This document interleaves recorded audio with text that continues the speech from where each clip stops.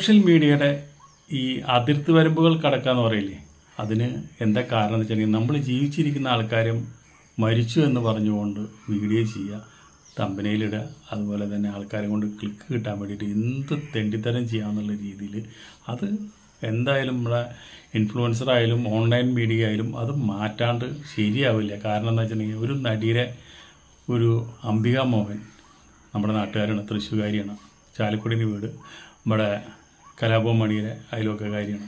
അപ്പോൾ ആ നടി എന്ന് വെച്ചിട്ടുണ്ടെങ്കിൽ കുറച്ച് ആരാധകരുള്ള ഒരു നടിയാണ്. എന്ന് വെച്ചിട്ടുണ്ടെങ്കിൽ എന്ത് റോളും നല്ല രീതിയിൽ കൈകാര്യം ചെയ്യാൻ പറ്റാവുന്ന ഒരു നടിന് എല്ലാ നടന്മാരുടെ അമ്മ ആയിട്ടും ചേച്ചിയായിട്ടും ഒക്കെ കുറേ പടങ്ങൾ നമ്മൾ കണ്ടിട്ടുള്ളതാണ്. നമുക്കൊക്കെ ഒരുപാട് ബഹുമാനമുള്ള ഒരു വ്യക്തിയാണ്.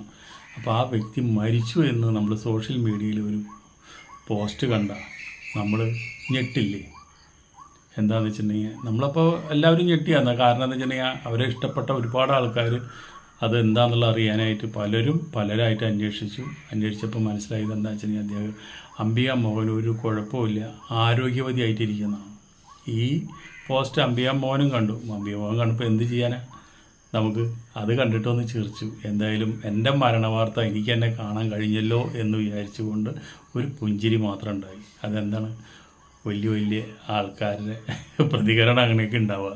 അല്ലാണ്ട് അതിൻ്റെ വല്ല തിക്കും തിരക്കും ബഹളം കൂട്ടി ഇത് ആരട്ടെ എന്താണെന്നൊന്നും അധികം ആ ഒരു കലാകാരി പോയില്ല. അതാണ് നമുക്കൊന്നേ പറയാനുള്ളൂ. ഒരിക്കലും നമ്മൾ ഒരു പോസ്റ്റ് ഇടുമ്പോൾ ഒരു ക്ലിക്ക് കിട്ടാൻ വേണ്ടി, കുറച്ച് ലൈക്ക് കിട്ടാൻ വേണ്ടി, അതുപോലെ കുറച്ച് വ്യൂസിന് കിട്ടാൻ വേണ്ടി ഇങ്ങനെയുള്ള കുറേ തമ്പനയിലിട്ടിട്ട് നമ്മൾ വീഡിയോ ഇടുമ്പോൾ ആ വീഡിയോ ചെന്ന് കൊള്ളുന്നത് അംബിക മോഹൻ്റെ ഇഷ്ടപ്പെടുന്ന കുറേ കലാകാരന്മാരുണ്ട്, കലാകാരികളുണ്ട്, അതുപോലെ തന്നെ അവർ ഇഷ്ടപ്പെടുന്നവരെ കുറേ പ്രേക്ഷകരുണ്ട്, അവർ ബന്ധുക്കാരുണ്ട്, അവർ സ്വന്തക്കാരുണ്ട്, അവരുടെ നാട്ടുകാരുണ്ട്.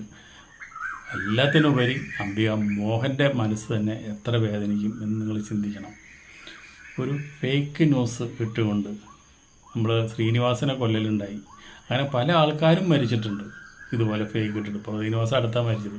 അതേപോലെ തന്നെയാണ് ഈ സോഷ്യൽ മീഡിയ ഇങ്ങനെ അറിയപ്പെടുന്ന കലാകാരന്മാരോടും കലാകാരികളോടും പെരുമാറുന്നത്. അത് ഒട്ടും ശരിയല്ല. നമുക്ക് ലൈക്കും കമൻറ്റും കിട്ടാൻ വേണ്ടി ഒരാളെ കൊല്ലേണ്ട കാര്യമൊന്നുമില്ല.